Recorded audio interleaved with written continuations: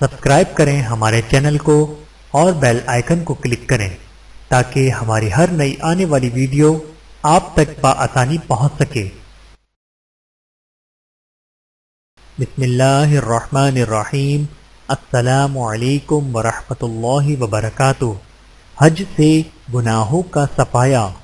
رسول اکرم صلی اللہ علیہ وآلہ وسلم نے حضرت عمر بن العاص رضی اللہ تعالیٰ عنہ سے ارشاد فرمایا، اے عمرو، تم نہیں جانتے کہ اسلام لانا حالت کفر میں کیے گئے تمام گناہوں کو ختم کر دیتا ہے، اسی طرح دین کے لیے ہجرت کرنا بھی گزشتہ گناہوں کو مٹا دیتا ہے، اسی طرح حج بھی سابقہ زندگی کے تمام گناہوں کو یکسر ختم کر ڈالتا ہے۔